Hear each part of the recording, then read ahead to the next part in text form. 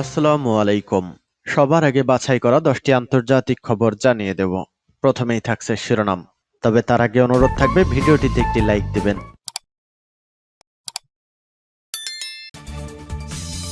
জানিয়ে দেব সর্বশেষ আপডেট আন্তর্জাতিক সংবাদ। শুরুতেই শিরোনাম। শুরুতে জানিয়ে দেব রাশিয়ার যে অঞ্চলে রাতভর ড্রোন হামলা চালিয়েছে ইউক্রেন। এদিকে পাকিস্তানের দাবি তালেবান প্রত্যাখ্যাতের সন্ত্রাসবাদ ইস্যুতে তালেবানের সাথে পাকিস্তান সরকারের উত্তেজনা বাড়ছে। মহাগুরুত্বপূর্ণ বৈঠকে বসছেন পুতিন এরদোয়ান। ইউক্রেনের 4টি সামরিক নৌযান ধ্বংসের দাবি রাশিয়ার। ফিলিস্তিনি সম্প্রদায় নিশ্চিহ্ন হওয়া পথে রয়েছে। ইসরায়েলি বর্বরতা সম্পর্কে বেলজিয়ামের মন্ত্রীর ভূয়সী প্রশংসা করল হামাস। জানিয়ে দেব কাশ্মীরের সাংবাদিকদের ওপর যেভাবে ক্র্যাকডাউন চালানো হচ্ছে। এতক্ষণ শুনছিলেন সংবাদ শিরোনাম, এবারে বিস্তারিত। আজকের সংবাদ সম্পর্কে আপনার মূল্যবান মতামত কমেন্ট করে জানিয়ে দিন কোন স্থান থেকে আমাদের সংবাদ শুনছেন এবং দেখছেন।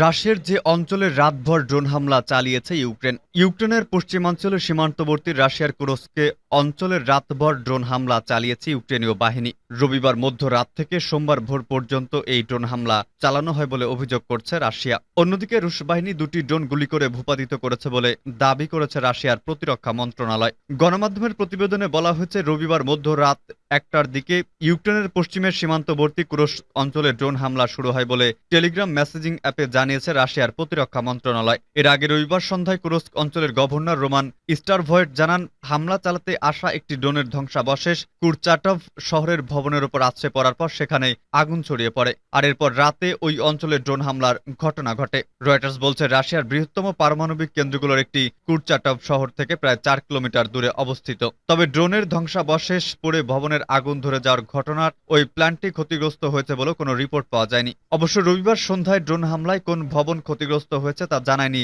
স্টারভয়েট। তবে রাশিয়ার বাজা নিউজ আউটলেট বলেছে, ড্রোনের ধ্বংসাবশেষ সেখানকার একটি নিরাপত্তা পরিষেবা ভবনের ছাদে পড়ে। এদিকে সন্ধ্যায় ওই ড্রোন হামলা বা রাতভর হামলার ঘটনায় ক্ষয়ক্ষতির পরিমাণ তাৎক্ষণিকভাবে জানানো হয়নি। পাকিস্তানের দাবি তালেবানের প্রত্যাখ্যাত, সন্ত্রাসবাদ ইস্যুতে তালেবানের সাথে পাকিস্তান সরকারের উত্তেজনা বাড়ছে। তেহরিকে তালেবান পাকিস্তানকে কেন্দ্র করে পাকিস্তান ও আফগানিস্তানের তালেবানের মধ্যে উত্তেজনা অব্যাহত রয়েছে। পাকিস্তান সরকার সেদেশের স্বার্থ রক্ষা এবং বিরাজমান হুমকি রোধে আফগানিস্তান সরকারের দায়িত্ব রয়েছে বলে তালেবান সরকারকে উদ্দেশ্য করে বক্তব্য দেওয়ার পর তালেবান সেনাবাহিনীর প্রধান কারি সাফিউদ্দিন বলেছেন, তেহরিকে তালেবান পাকিস্তান গ্রুপ বা টিটিপির কোনো কার্যক্রম আফগানিস্তানে নেই এবং পাকিস্তান সরকারের উচিত নিজ দেশের ভেতরেই তাদের শত্রুর অনুসন্ধান করা। পর্যবেক্ষকরা বলছেন, তালেবান কর্তৃপক্ষের এমন প্রতিক্রিয়া পাকিস্তান সরকারের জন্য মোটেও সুখকর নয়। তারপরও তালেবানরা পাকিস্তান ভিত্তিক তেহরিকে তালেবানকে গুরুত্ব সহকারে মোকাবেলা করবে এবং পাকিস্তানের লক্ষ্যবস্তুতে আক্রমণ করার জন্য আফগান মাটি ব্যবহার করা থেকে তাদেরকে বিরত রাখবে বলে ইসলামাবাদ আশা করে। ইরানের রাজনৈতিক বিশ্লেষক মোস্তফা হায়দার এ ব্যাপারে বলেছেন, পাকিস্তান হয়তো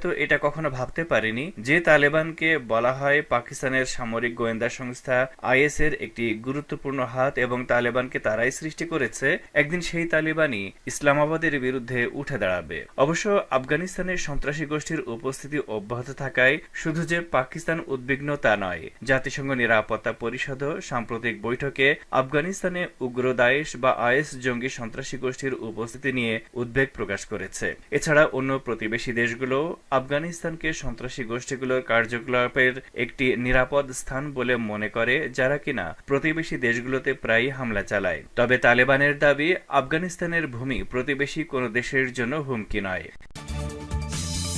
মহা গুরুত্বপূর্ণ বৈঠকে বসছেন পুতিন এরদোয়ান।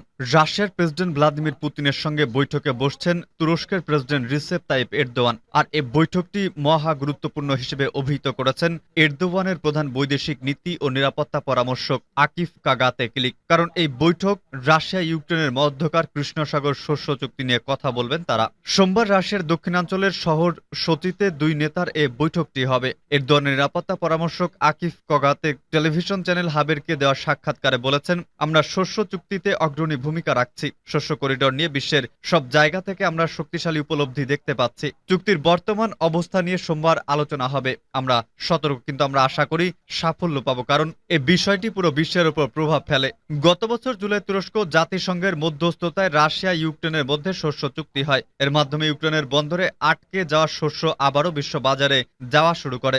2022 সালের 24 ফেব্রুয়ারি ইউক্রেনে যখন রাশিয়ার হামলা চালায়, তখন দেশটির শস্য রপ্তানি বন্ধ হয়ে যায়। ওই চুক্তির পর কৃষ্ণ সাগর দিয়ে আবার শস্যবাহী জাহাজ চলাচল শুরু করে, কিন্তু এবছর জুলাইয়ে রাশিয়ার চুক্তিটি বাতিল করে। তারা দাবি করে, গত বছর চুক্তির সময় পশ্চিমারা কথা দিয়েছিল রাশিয়ার শস্য ও কৃষি পণ্য নির্বিঘ্নে বিশ্ববাজারে যেতে পারবে, কিন্তু সেই শর্ত পূরণ করেনি তারা। এ কারণে মস্কো বাধ্য হয়ে চুক্তি থেকে সরে গেছে। রাশিয়া পরিষ্কারভাবে জানিয়েছে, যদি তাদের শর্ত পূরণ হয় তবেই এ চুক্তিতে আবার ফিরবে তারা। এদিকে কৃষ্ণ সাগর চুক্তি বাতিলের পর দানুবে বন্দর দিয়ে নিজেদের শস্য রপ্তানি করছিল ইউক্রেন, কিন্তু রোববার ওই বন্দরে ড্রোন হামলা চালিয়ে সেটি ব্যবহারের অনুপযোগী করে দেয় রাশিয়া।